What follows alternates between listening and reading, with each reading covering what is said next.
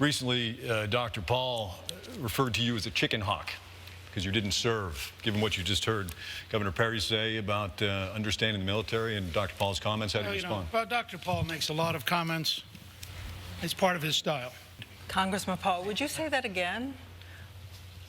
Would you use that phrase again?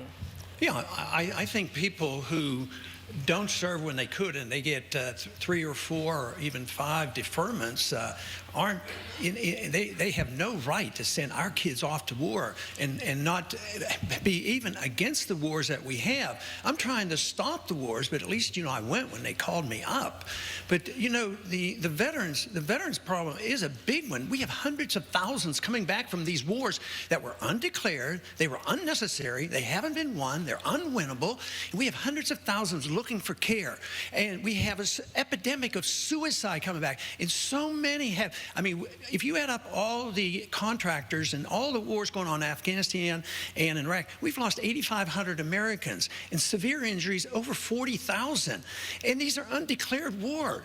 So Rick keeps saying, you don't want this libertarian stuff. But what I'm talking about, I don't bring up the word, you do, but I talk about the Constitution. The Constitution has rules, and I don't like it when we send our kids off to fight these wars, and when those individuals didn't go themselves, and then come up and when they're asked, they say, oh, I don't think one person could have made a difference. I have a pet peeve that annoys me to a great deal, because when I see these young men coming back, my heart weeps for them. Speaker Gingrich. Well, Dr. Paul has a long history of saying things that are inaccurate and false. The fact is, I never asked for deferment. I was married with a child. It was never a question. My father was, in fact, serving in Vietnam in the Mekong Delta at the time he's referring to.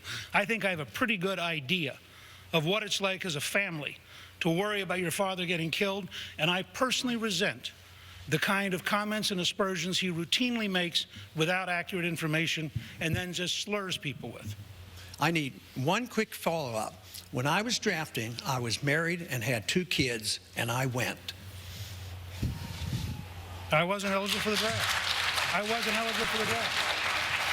Congressman Paul, while we're on the subject of the Speaker has said that you've had a history of inaccurate statements. There has been quite a bit of controversy over this newsletter that went out under your name. A number of comments that were perceived as racist, as inaccurate.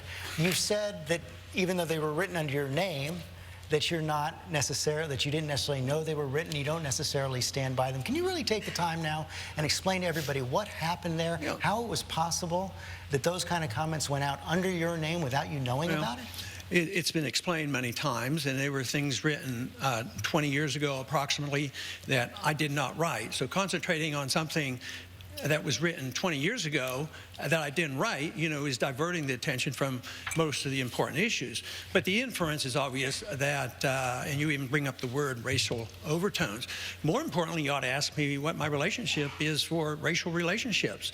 And one of my heroes is Martin Luther King, because he practiced the libertarian principle of peaceful resistance and peaceful civil disobedience, as did Rosa Parks did. But also, I'm the only one up here and the only one in the Democratic Party that understands true racism in this country. It's in the judicial system, and it has to do with enforcing the drug laws. Look at the percentages.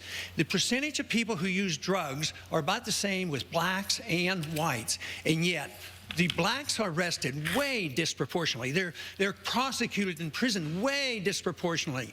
They get the death penalty way disproportionately. How many times have you seen a white rich person get the electric chair or get execution? But poor minorities have an injustice, and they have an injustice in war as well, because the minorities suffer more. Even with a draft, they suffer definitely more, and without a draft, they're suffering disproportionately. If we truly want to be concerned about racism, you ought to look at a few of those issues and look at the drug laws, which are being so unfairly enforced. We want to thank you for the first round of this debate, and we want to take a break right now. And when we come back, there's so many family issues of gay rights that have been front and center in this campaign.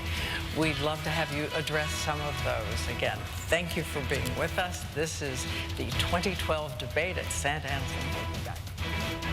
You're watching live ABC News coverage of the New Hampshire Republican Party debate.